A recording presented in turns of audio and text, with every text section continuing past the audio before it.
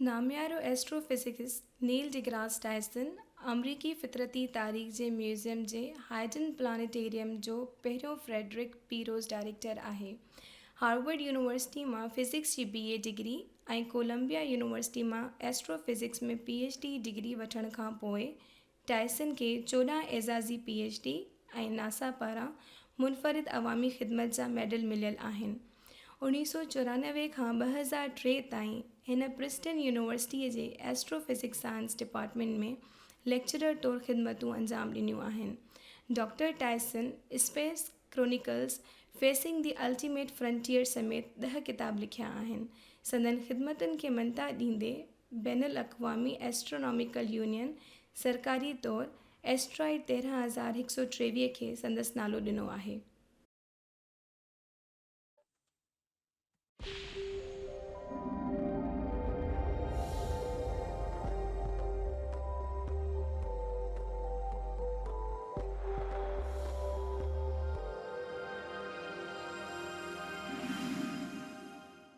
काइनात जे घणियुनि हैरान कंदड़ शयुनि मां आउं सम्झां थो ॿ ॻाल्हियूं बाक़ियुनि खां मुमताज़ आहिनि।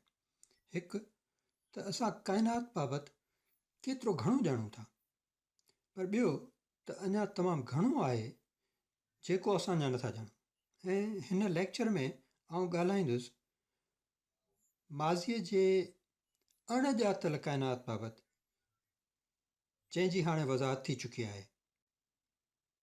घणे अरसे खां इंसानी समाज साइंसी गुझ सांढींदो आयो आहे। दरअसल साइंसी दौर खां अॻु, ऐं इहो गलीलो या 400 साल अॻु वारो दौरु आहे, उन खां अॻु फितरत जे अणॼातल इसरार इलाही अमल सम्झा वेंदा हुआ।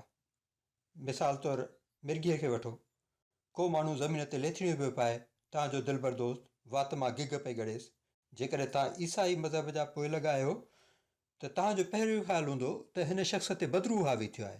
इहा फितरी तशरीह हुई जेको हुते थिए पियो न्यूरोसिनेप्टिक अमल जे ॼाण जे ग़ैर मौजूदगीअ में। ॿियो मिसाल था वठूं, हिकु सुबुह जो तव्हां झंग में वञो था, हिकिड़ी घिमियल थधी सुबुह में, ऐं तव्हां खुंभियुनि जो गोल चक्रो लधो आहे। कंहिंखे ख़बर कान्हे इहो किथां आयो। हिकु ॾींहुं अॻु तव्हां हुते हुयो, खुंभियुनि जो निशान बि न हो, ऐं हाणे उन्हनि जो भलो चक्रो ठहियलु आहे। उन्हनि खे परियुनि जो हिकु चक्रो सम्झो वेंदो हो, ऐं माण्हुनि जो ख़्यालु हो त कुझु झंगली परियूं, झंगली हूरूं गॾिजाणीअ लाइ हिते अचनि थियूं, ऐं हीअ उन्हनि जूं कुर्सियूं आहिनि। ज़ाहिर आहे पितकिड़ियूं परियूं, हीअ उन्हनि जूं कुर्सियूं आहिनि, ऐं उहे हिते राति जो कंहिं क़िस्म जी रस्म मल्हाइण आयूं आहिनि। असांखे पोइ ख़बर पई त खुंभियूं का अकेली नामियाती शइ न आहिनि। हक़ीक़त में हिकिड़ो ॿिज घणनि खुंभियुनि खे जनमु ॾिए थो, ऐं जेकॾहिं उहो ॿिज हिकु जाइ ते किरे थो त उहो पंहिंजो रस्तो ठाहे थो ऐं तयारु थिए थो जॾहिं हालतूं मुनासिबु मिलनि थियूं। मुनासिबु गर्मी दर्जो, मुनासिबु घिम, ऐं पोइ ॿिज वारी जाइ खां पूर्व छोट मुफ़ासिले ते फोटारो खाइनि थियूं। तंहिं करे लकावनि जी सम्झाणी बाद में आई, ऐं ज़ाहिर आहे असांखे ख़बर आहे त मिर्गी दिमाग़ में थींदड़ बेतरतीब ऐं ग़ैर रादी मुंझ जो नतीजो आहे, जेका दिमाग़ जे फेरे जे करे तव्हांखे माज़ूर बणाए थी छॾे। तंहिं करे असांखे ख़बर पई त तजुर्बे जे वधण सां शयूं तब्दील थियणु शुरू थियनि थियूं। जेकॾहिं असां वक़्त में पुठिते वञूं, अरिस्तो जे ॾींहंनि में माण्हुनि जो ख़्यालु हुयो त तव्हां कुर्सीअ ते वेही काइनात बाबति सिर्फ़ु वीचार कयो, तव्हांखे इन लाइ कंहिं तजुर्बे जी ज़रूरत कान्हे, तव्हां फ़क़ति वीचार कयो। अरिस्तो जो चवणु हो त ॻरियूं शयूं हल्कियुनि शयुनि जी निस्बत तेज़ी सां किरनि थियूं। हा, ज़ाहिर आहे पथर खंभ जे निस्बत तेज़ी सां किरे थो, खंभ हेठि किरंदे हवा जी रंड खे वधीक महसूसु करे थो, पर हिकिड़ो ॻरो पथर ऐं हिकु हल्को पथर खणो, उहे गॾोगॾु साॻी रफ़्तार सां हेठि किरंदा। पर अरिस्तो जो चवणु हो त ॻरो पथर हल्के पथर खां तेज़ हेठि किरंदो, संदसि वज़न जे सिधी निस्बत में। इहो यकीनन ग़लति आहे, ऐं 1500 साल लॻा गैलीलो खे इन ख़्याल खे ग़लति साबित करण में। हुन तजुर्बो कयो ॿिनि गोलनि खे पीसा जे कुॿे मीनार जे कंधीअ तां, ऐं उहे साॻी रफ़्तार सां किरंदे साॻिए वक़्त ते ज़मीन ते पहुता। इहो अमल पथर ऐं खंभ सां बि थींदो, तव्हांखे फ़क़ति तजुर्बे वारी जाइ तां हवा खे ख़ारिज करणो पवंदो। दरअसल इहो साॻियो तजुर्बो कयो वियो हो चंड जे मुतासिरे ते। तंहिं करे हिन लेक्चर में आउं तवजो मर्कूज़ करणु चाहियां थो कुझु मुंझाईंदड़ ॻूढ़नि इसरारनि ते, जिन पंहिंजे वक़्त जे ॾाहनि खे मुंझाए छॾियो पर आख़िरकार सम्झ में अची विया।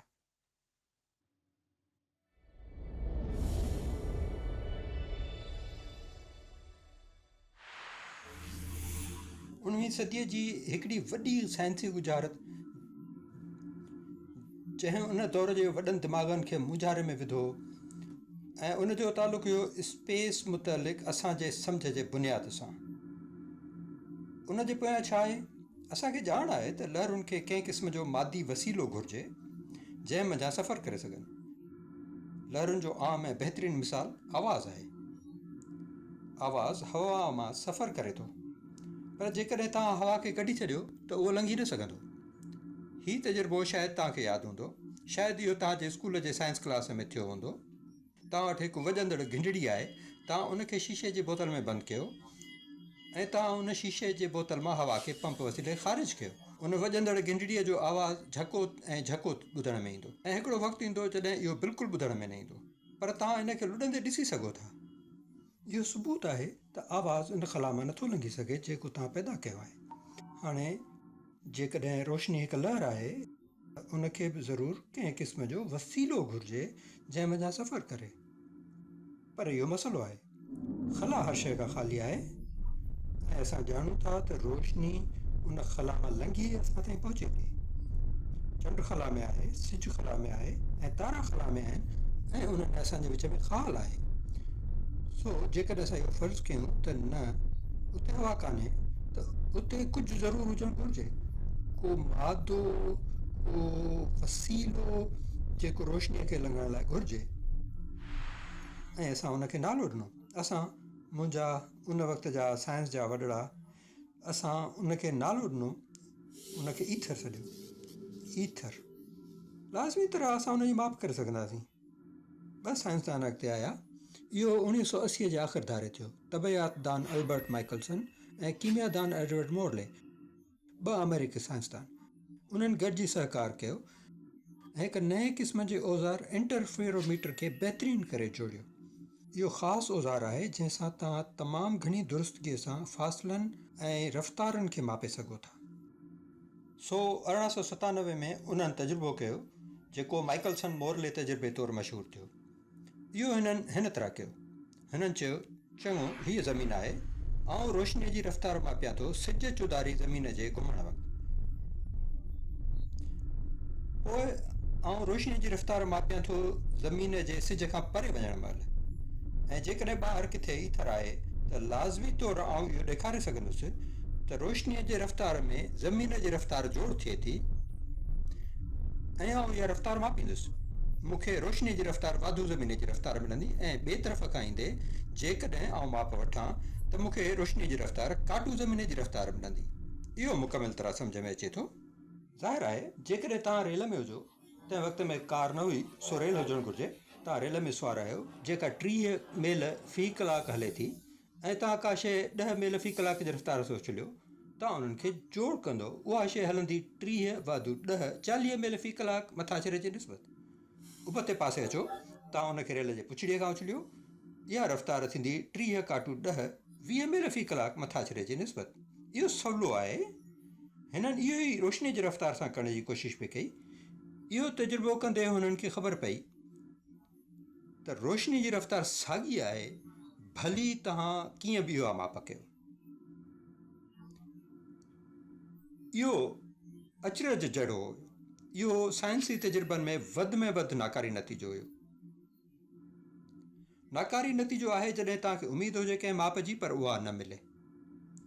आम तरह तजुर्बा दिलचस्प न हूंदा आहिनि, पर इहो कॾहिं बि कयल नाकारी तजुर्बनि में दिलचस्प तरीन हुयो। पोइ तव्हां छा कंदव? हर कंहिंखे ख़बर हुई त ईथर खे हुजणु घुरिजे।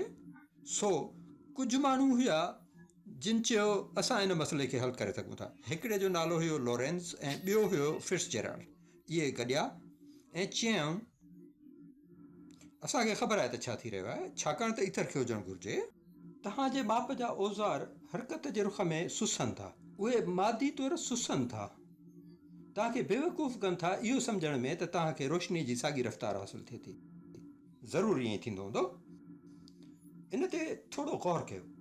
उहे ईथर जे वजूद मुतालिक़ एतिरा पुरयकीन हुया इन मञियल तसवुर में त लहरुनि खे वसीले जी ज़रूरत आहे, जो हू इन ख़्याल खे तस्लीम करण खां इनकारी हुया त मुमकिन आहे त ईथर जहिड़ी का शइ मौजूदु आहे। उन जे बजाए उन्हनि इन ॻाल्हि ते ज़ोर पिए ॾिनो त तव्हांजे माप जे औज़ारनि सां कुझु ग़ैर मुंतक़ी थी रहियो आहे। हुननि बीठल ईथर वारे मफ़रूज़े खे बचाइण जी कोशिशि पई कई। असांखे ख़बर आहे त मादी शयूं सुसी नथियूं सघनि, उनजो सुभाउ अहिड़ो कोन्हे, उहे इन तरह कॾहिं बि नथियूं कनि। असांखे पोइ ख़बर पई, सिर्फ़ु कुझु साल पोइ, त दर हक़ीक़त रोशनीअ खे कंहिं बि वसीले जी ज़रूरत कान्हे जंहिं मां लंघे। इहा हिकु पाण मुरादो हलंदड़ लहर आहे, बिजलीअ ऐं मक़नातीस जी गॾियल लहर। 3 ॾींहंनि में इहो हिकु हैरतनाक इंकिशाफ़ हुयो। कोई ईथर नाहे। पोइ भला असां कीअं सम्झी सघूं था त रोशनीअ जी रफ़्तार मुस्तक़िल आहे? अल्बर्ट आइंस्टाइन बचा लाइ पहुचे थो। 1905 स्पेशल थ्योरी ऑफ रिलेटिविटी। हुन मालूम कयो त उहे हिसाब जिन तव्हांजे मादी शयुनि खे सुसायो पिए, जिन सां तव्हां मापूं पिए कयूं, तव्हांखे बंबलाइण लाइ त रोशनीअ जी रफ़्तार साॻी आहे। आइंस्टाइन ॾेखारियो त न, इहे दरअसल सुसनि कोन थियूं। थिए इहो पियो त रोशनीअ जी रफ़्तार दरअसल मुस्तक़िल आहे। इहा दरअसल मुस्तक़िल आहे ऐं थिए इहो पियो त स्पेशल रिलेटिविटी जा क़ानून तब्दील कनि था उन्हनि मापुनि खे हासिल करण लाइ जॾहिं तव्हां इहे मापूं कयो था। ऐं जॾहिं तव्हां इन नतीजे ते पहुचो था त मालूम थिए थो त ईथर जी ज़रूरत न आहे, रोशनी जी रफ़्तार मुस्तक़िल आहे ऐं असां साइंस जे तारीख़ में उहा हद उकरूं था जिते ईथर आख़िरी कुंठो, आख़िरी पनाहगाह हुयो। छाकाणि त 20हीं सदीअ में असां इहो ॼाणूं था त दुनिया में जेको कुझु बि थिए पियो तंहिंखे आम फहम वसीले सम्झण लाइ तव्हां जेके तरीक़ा इस्तेमालु कयो था, 20हीं सदी ऐं उन खां पोइ दरअसल काइनात खे सम्झण लाइ कंहिं वक़्तु तव्हांखे पंहिंजे हवासनि खे पासे रखणो पवंदो।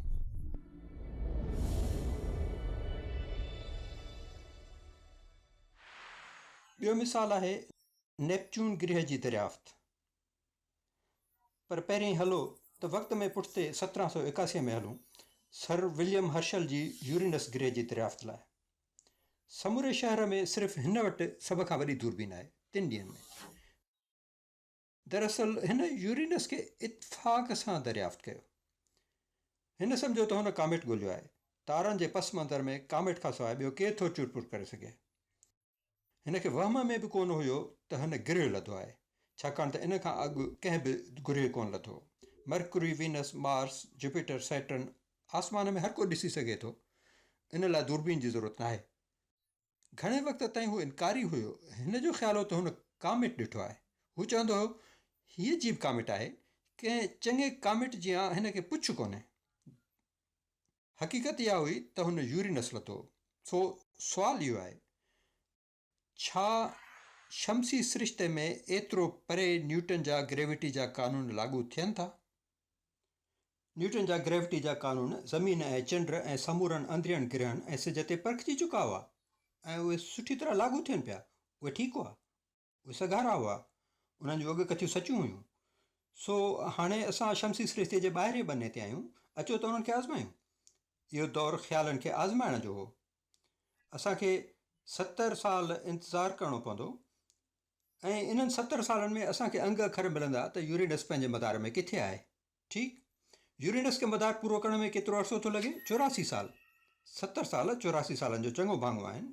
तंहिं करे असां ठीकु आहियूं। असां वटि सुठा अंग अखर आहिनि भेट करण लाइ। तव्हां पुछो न्यूटन जे क़ानून मुताबिक़ यूरेनस खे किथे हुजणु घुरिजे ऐं मूं शमसी सिरिश्ते में उनजी माप किथे कई आहे? उन्हनि में को तफ़ावत आहे या न? जेकॾहिं फ़र्क़ु न आहे त ठीकु आहे, न्यूटन जा क़ानून एतिरो परे बि कमु कनि था, असां ख़ुशि आहियूं। पर असांखे मालूम थियो त उहे अंक कोन पिया ठहकनि। छा न्यूटन जे क़ानूननि खे रद्द कयूं? उहे सुठा आहिनि, उहे असां लाइ कारात आहिनि। को बि उन्हनि खे रद्द करण लाइ तयारु न हुयो। जेकॾहिं तव्हां उन्हनि खे रद्द नथा कयो त पोइ तव्हां वटि कहिड़ो ॿियो रस्तो आहे? थी सघे थो त को ॿियो ग्रेविटी जो ज़रियो हुजे जेको तव्हां पंहिंजे हिसाब में न ॻंढियो हुजे। तव्हां ग्रेविटी जा ॿिया समूरा ज़रिया जोड़ कया आहिनि, पर तव्हां को छॾे ॾिनो हुजे, ऐं जेकॾहिं उनखे बि शामिलु कयो त थी सघे थो त तव्हां मालूम करे सघो त छो बज़ाहिर यूरेनस ग़लति तरह हले थो। ऐं ईअं ॻोल्हा शुरू थी। बरतानवी रियाज़ीदान ऐं एस्ट्रोनॉमर जॉन काउच एडम्स आसमानी हरकत जो माहिर आहे। इहा शमसी सिरिश्ते में मौजूदु जिस्मनि जे चिरपुर जी तबायात ऐं रियाज़ी आहे। ऐं फ्रांसीसी रियाज़ीदान उर्बैन जीएन जोसेफ लेवेरियर पिणु साॻियो कमु कयो। इहो हिकिड़ो अटकल वारो मसइलो आहे, छो त आम तौर ते न्यूटन जे क़ानूननि खे लागू करण लाइ तव्हां चवंदो त हिते हिकु जिस्म आहे, हिते ॿियो जिस्म आहे, उन्हनि जे विच में ज़ोर जो हिसाबु लॻायूं था। हीउ मुख़्तलिफ़ आहे। हिते असां वटि ॿिनि जिस्मनि विच में ज़ोर मौजूदु आहे, पर को जिस्म किथे आहे असांखे ख़बर कान्हे का उहो किथे आहे ऐं मायो छा आहे। तंहिं करे इहो न्यूटन जे क़ानून जो उबतड़ मसइलो आहे। जीअं तव्हां आम रवाजी तरह कंदा, इन जो उबतड़ हिसाबु लॻाइणो पवंदो, ऐं उनखे दुरुस्ती सां करण लाइ तव्हांखे अंगनि अखरनि ऐं हिसाब किताब जे पननि जा पना खपंदा। हिननि ॿिन्ही होशियारु रियाज़ीदाननि अॻकथी कई त किथे ऐं कॾहिं इहो गड़बड़ कंदड़ जिस्म तव्हांखे मिलंदो। थियो ईअं त ली वेरियर जो हिकु दोस्त जोहान गॉटफ्राइड गाल बर्लिन ऑब्ज़र्वेटरी में हुयो। हू त एस्ट्रोनॉमर हुयो। ली वेरियर उनखे सहकारु ॾिनो ऐं ॾसियईंसि त तूं हिते ऐं हिन वक़्तु ॾिस। जोहान गैल ईअं ई कयो, ऐं जिते ऐं जॾहिं लेवेरियर ॾसियुसि त तोखे मिलंदो, अॻकथीअ जे 1 डिग्रीअ जे फ़र्क़ सां हिकु नओं गिरह दरियाफ़्त कयो, जंहिंखे असां नेपच्यून जे नाले सां ॼाणूं था। इहा रियाज़ी ऐं तबयात जे क़ानूननि जी वॾी सोभ हुई। इहो मामिलो हो जिते तव्हां माज़ीअ जे तारीख़ में थींदड़ अमलनि खे इस्तेमालु नथा कयो ईंदड़ वाक़िअनि जी अॻकथी करण लाइ, जीअं तव्हां कंदव चंड जे निकिरण ऐं ग्रहण लाइ, या उन्हनि शयुनि लाइ जिते तव्हां वटि सुठो रिकॉर्ड मौजूदु हुजे त अॻु छा थी रहियो। हीउ मामिलो हो जिते तव्हां वटि अॻूणो रिकॉर्ड कोन्हे। हिकु गिरह खे खोजियो वियो ऐं अॻकथी कई वई। तबयात जे क़ानूननि फितरत जे अमलनि खे सम्झण सां इहो शमसी सिरिश्ते में पोइ थींदड़ सभिनी खोजनाउनि जे उमेदुनि जो रस्तो ठाहींदो, छो त न्यूटन जा क़ानून अमल कनि था ऐं पोइ असां उन्हनि साॻियनि क़ानूननि खे मरकरी जे मदार ते लागू कंदासीं। फितरत वॾी हिफ़्ती थी सघे थी। मूंखे अञा ख़बर न आहे त इहा चङी शइ आहे या बुरी, पर इहो यकीनन सच आहे। आउं तव्हांखे कुझु मिसाल ॾींदुसि। न्यूटन जे क़ानूननि खे वठो। न्यूटन जा हरकत ऐं ग्रेविटी जा क़ानून सघारा औज़ार आहिनि जेके असांखे शमसी सिरिश्ते में जिस्मनि जी चुरपुर खे सम्झण में मदद कनि था, ऐं असां उन्हनि खे जिते बि लागू कयो आहे उन्हनि कमु कयो आहे। तंहिं करे असां छो न फ़ख़ुरु कयूं ऐं चऊं त उहे उन्हनि जाइनि ते बि कमु कंदा जेके अञा असांजे तसवुर में न आहिनि। इहे तरीक़ा ऐं औज़ार शमसी सिरिश्ते में असांजी जिस्मनि खे सम्झण जी लियाक़त जी सघ खे वधाइनि था। ठीकु, इन ते आउं तव्हां सां मुतफ़िक़ आहियां। न्यूटन जा क़ानून भला आहिनि, उहे भला आहिनि, पर ॾिसूं त छा थियो। सदियुनि खां सिज चौधारी मर्क्यूरी जी हरकत जी ख़बरदारी सां कथ थी। इहो तमामु अंदरूनी गिरह आहे। इन जो मदार बेज़वी आहे। त पतो पियो त इहो बेज़वी मदार सिज चौधारी तब्दील थिए थो, इन जी असांखे ख़बर हुई। इहा नई ॻाल्हि न आहे। ठीकु, जॾहिं मर्करी मदार में हले थो त उहो बेज़वी मदार थोरो हटे थो। ठीकु, असां ठीकु आहियूं। थियो इहो त जॾहिं तव्हां हिसाबु लॻायो था त इन तब्दीलीअ खे केतिरो वक़्तु वठणु घुरिजे, ऐं पोइ तव्हां उनजो मुशाहिदो कयो था त इहे ॿई पाण में मेल नथा खाइनि। इन्हनि जो तफ़ावत जेकॾहिं तव्हां जामेट्री जा ॼाणू आहियो, 1 सदीअ में 43 आर्क सेकंड आहे। इहो बिना मामूली आहे ऐं तमामु घणो वक़्तु लॻो उन बुनियादी मापे खे मुक़ररु करण में जो चई सघिजे त इहे ॿई मेल नथा खाइनि। ठीकु, भला इहो छाजे करे आहे? कंहिंखे ख़बर न हुई। 1859 में पंहिंजे नेपच्यून गिरह जे सोभ खां पोइ ली वेरियर चयो, मूंखे ख़बर आहे। मूं इहो अॻु बि कयो आहे। छा था भाइयों, मूं कीअं नेपच्यून खे ॻोल्हण में तव्हांजी मदद कई। हिते को ॿियो ग्रेविटी जो ज़रियो हुजणु घुरिजे जेको असांखे शमसी सिरिश्ते जे अंदरूनी जिस्मनि में शामिलु करणु घुरिजे। हिन चयो मूंखे कल्ह आहे, थी सघे थो हिते को एस्ट्रॉइड जो पटो आहे, हिकु ॿियो एस्ट्रॉइड पटो शमसी सिरिश्ते में सिज ऐं मर्क्यूरी जे विच में, ऐं उन जी गॾियल ग्रेविटी मर्क्यूरी खे इहा इज़ाफ़ी छिक ॾिए थी। उन जे कुझु सालनि अंदरि हिकु ॿियो एस्ट्रोनॉमर हुयो जंहिं मुशाहिदो कयो त को ॿियो गिर सिज वेझो गर्दिश करे थो जेको मर्क्यूरी न आहे। लीवेयर चयो, ठीकु आहे, मूंखे एस्ट्रॉइड पटे जी घुर्ज न आहे, ज़रूरु इहा ई शइ आहे, ऐं हुनखे नालो ॾियां थो, ऐं हुनखे वल्कन चवां थो, ग्रह लाइ दबदबे वारो नालो, सिज जे एतिरो वेझो कंहिं बि शइ जो इहो ई नालो ठहिके थो। इहो वल्केनो लफ़्ज़ मां निकितल आहे। सो इहो क़ुर्बानीअ जो ॿकर बणियो मरकरी जे इज़ाफ़ी छिक लाइ, जंहिं मरकरी जे मदार में तब्दीली जो फ़र्क़ु पियांदो। मसइलो इहो थियो त हिकु ॿिए माण्हूअ बहितर दूरबीन सां साॻिए वक़्त ते सिज जो मुशाहिदो पिए कयो।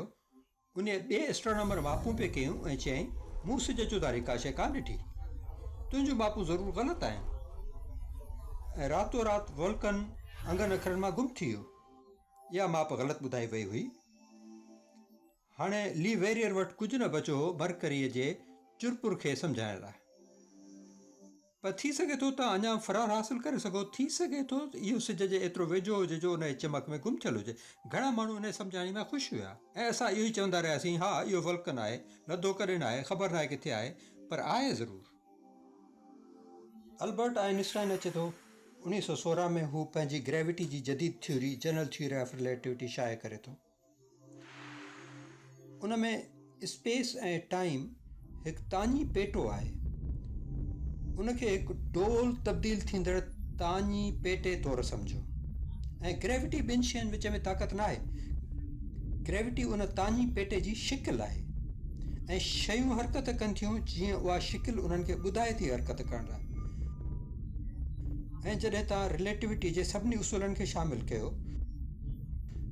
त असांखे ख़बर पवंदी त मर्क्यूरी इन स्पेस टाइम जे तमामु घणे मोड़ियल तानी पेटे जे पोयां पियो हले, जेको सिज जे तमामु घणे सघारे ग्रेविटी जे ज़रिए जे करे ठहे थो।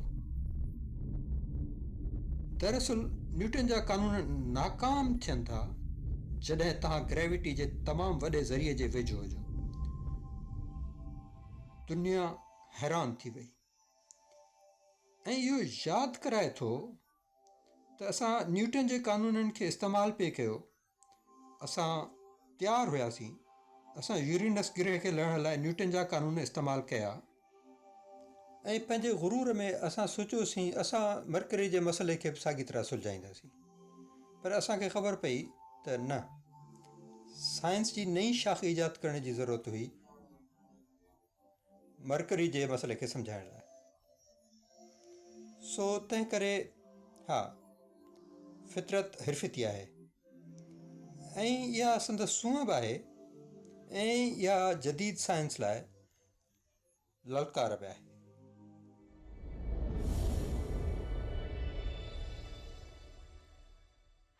काइनात जे सभिनी खोजनाउनि लाइ अणॼातल शयुनि जी ज़रूरत न आहे। कॾहिं कॾहिं मसइलनि खे सम्झण लाइ माण्हुनि खे वसी नज़र थियणो पवंदो, ॼातल काइनात जे मरबूत ऐं मुकमिल ॼाण लाइ। दरअसल अहिड़ा माण्हू ॻूढ़ी सोच खे अहमियत ॾींदड़ समाजनि सां तालुक़ु रखनि था ऐं वटिन वक़्तु सर्फ़ करण जी अयाशी आहे ॼातल दुनिया जी फितरत खे सम्झण लाइ। मुंहिंजे पसंदीदा मिसालनि मां हिकु क्लॉडियस टॉलमी आहे। हू अलेक्जेंड्रिया जो एस्ट्रोनॉमर रियाज़ीदान हो। हू 2वीं सदी क़बल मसीह में हुयो। हुन ॼातल काइनात जी मुकमिल ऐं मरबूत तशरीह पेश कई ऐं हुन उनखे पंहिंजे किताब अलमजिस्ट में बयानु कयो। अलमजिस्ट दरअसल अरबीअ जो लफ़्ज़ आहे अज़ीम लाइ।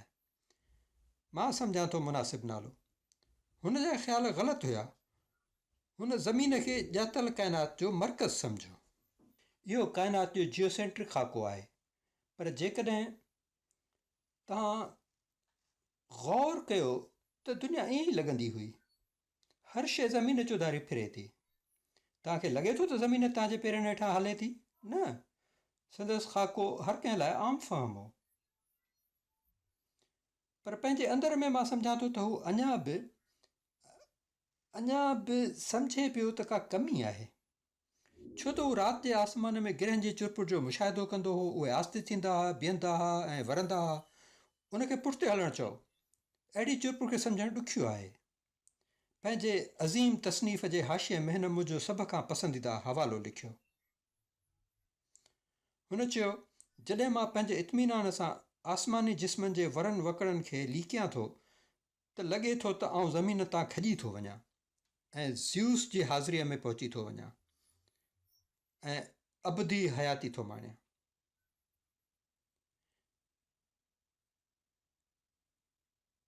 इहो आहे टॉलमी, काइनात बाबति पंहिंजी ॼाण सां भरपूर, पर पंहिंजे अणॼाणाई सबबु निमाणो। छो त इन हवाले में हू मञे थो, मां नथो सम्झां त हिन खे दरअसल यकीन आहे त हू पूरी तरह सम्झे थो त छा पियो वहे वापरे, न त छो हू ज़्यूस जी हाज़िरीअ में ईंदो। 1400 सालनि ताईं माण्हुनि इन जियोसेंट्रिक नमूने खे क़बूलियो। वर्जायां थियो, उन ज़माने में ख़्यालनि ते तजुर्बा करण जी सोच अञा कान आई हुई। 1400 साल लंघे विया। 1543 में पंहिंजे मौत जे बिस्तरे ते कोपरनिकस काइनात बाबति पंहिंजो हिलियोसेंट्रिक नमूनो पेश कयो। हू टालमी जे ॾिनल वरनि वकड़नि मां मुतमइन कोन हो पंहिंजे मुशाहिदनि जे तशरीह लाइ। उन खां सवाइ ग्रहनि खे अॻिते पुठिते थियण खे कीअं हासिलु कंदो। टालमीअ जे नमूननि में मदारनि मथां मदार हुया, जिन खे हिन एपी साइकिल ते चयो। शयूं सखणनि मदारनि में पियूं गर्दिश कनि। दरअसल मदार जो लफ़्ज़ अञा पूरी तरह वाज़े कोन थियो, इहो फ़क़ति चुरपुर हुयूं। ऐं कोपरनिकस चयो त शायदि को सादो तरीक़ो आहे। अचो त सिज खे ॼातल काइनात जे मर्कज़ में रखूं, ऐं जॾहिं तव्हां ईअं कंदो त ज़मीन हिकु गिरियो थी पवंदी। इहो कुफ़ुर हो। कोपरनिकस पंहिंजे मरण घड़ीअ महिल इन खे शाया कयो, इहो ॼाणंदे त उन वक़्त जे यूरोप में हू कहिड़े क़िस्म जी सज़ा भोॻींदो। 16हीं सदीअ जे विच धारे काफ़रनि लाइ का नरमी न हुई। हाणे तव्हां हिन खे मारे नथा सघो, हू अॻे ई मरणी आहे। तंहिं करे हिन काइनात जो हिलियोसेंट्रिक नमूनो पंहिंजे मरण वक़्तु ॾिनो। इहो पंहिंजे बुनियाद में हर तरह सां दुरुस्त हुयो, सवाइ इन जे त संदसि मदार मुकमिल गोल हुया। कुझु ॿिया साल लॻा इन्हनि खे दुरुस्त करण में। उन में जेको अहम आहे सो इहो त जग इन ख़्याल खे तस्लीम कयो जेको ग़लति हुयो, पर सम्झ में आयो पिए। ग़लति पर सम्झ में ईंदड़, इहो असांखे कुझु ॿुधाए थो त दुनिया में हर सम्झ में ईंदड़ शइ सही नाहे। जेकॾहिं ईअं नाहे त तव्हां केरु आहियो? टालमी जे ज़्यूस खे छा कजे? संदसि ॾेखारियल तक़दुस छा लाइ? जेकॾहिं हू इहो सभु दरअसल सम्झे हा त छा संदसि हवाले में ज़्यूस जो ज़िक्र बि हुजे हा? ऐं जेकॾहिं तव्हां इन ॻाल्हि ते क़ाइमु आहियो जेको असां नथा सम्झूं सो ख़ुदा जी करणी आहे, छाकाणि त ख़ुदा जो हथु हर उन शइ खां बाला आहे जेका तव्हांजो ज़हन परूड़े सघे थो, त अहिड़े ख़ुदा बाबति छा ॻाल्हाइजे?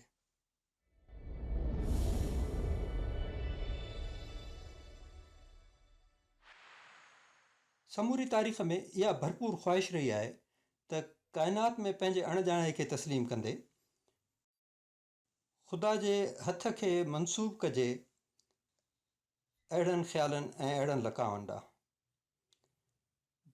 जेकॾहिं मौजूदा अणॼाणाईअ बाबति तव्हां बि ईअं महसूसु कयो था त तव्हां दरअसल चङी संगत साण आहियो। आइज़ैक न्यूटन पिणु ईअं कयो। पंहिंजे मशहूरु किताब प्रिंसिपिया मैथमेटिका में लातिनी मां इन जो तर्जुमो आहे फितरती फ़िलासफ़े जा रियाज़ियाती उसूल। इहो उन किताब जो नालो आहे जेको 1687 में शाया थियो। उन में हुन हरकत जा क़ानून ऐं ग्रेविटी जा आलमगीर क़ानून ॻोल्हिया, ऐं उन में इहो नुमाइंदगी करे थो संदसि कोशिशुनि जे समर जी कैलकुलस जे दरियाफ़्त में त जीअं हू आॾो ईंदड़ मसइलनि खे हल करे। ठीकु, इन अज़ीम तख़लीक़ में हू कोशिश करे थो शमसी सिरिश्ते खे सम्झण जी समूरनि जिस्मनि जे मजमूए जी सूरत में। हू पंहिंजा आलमगीर ग्रेविटी जा क़ानून लागू करे थो। हू हिकु वक़्त में ॿिनि जिस्मनि जो हिसाबु लॻाए थो, ज़मीन ऐं सिजु, ज़मीन ऐं चंड, ज़मीन ऐं मरीख़। जॾहिं हू ईअं करे थो त हिसाबु बिल्कुलु सही बीहे थो, पर शमसी सिरिश्तो उन्हनि सभिनी गिरहनि जे छिकनि जो मजमूओ आहे। संदसि ॿिनि जिस्मनि जे मुसावात जी कोशिश में हू नाकाम थियो। हिन जो हिसाबु छा थो ॾेखारे? इहो त इन्हनि सभिनी गिरहनि जूं घणियूं छिकूं ॿियनि ग्रहनि ते हिन शमसी सिरिश्ते खे ग़ैर मुस्तहकम कनि थियूं ऐं गिरह सितारनि जे विच वारी ख़ला में उॾामी पई विया। सभ खां पहिरीं त हुनखे ख़बर हुई त ईअं थिए हरगिज़ नथो, ऐं इहो त संदसि ग्रेविटी जा क़ानून कमु कनि था। सो हिन नतीजो कढियो त इहो ज़रूरु इलाही दानिश जो नतीजो हूंदो।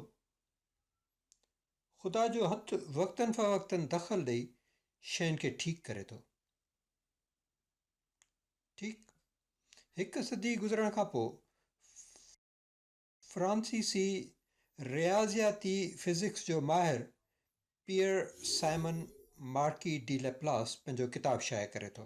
हिन शाया कयो 5 हिसनि ते मुश्तमिल नुस्ख़ो सेलेस्ट मैकेनिक आफ़ाक़ी मैकानियत।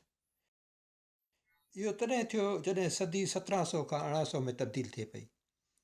चवंदो हलां नेपोलियन जो हम असर, पर इन ते पोइ था अचूं।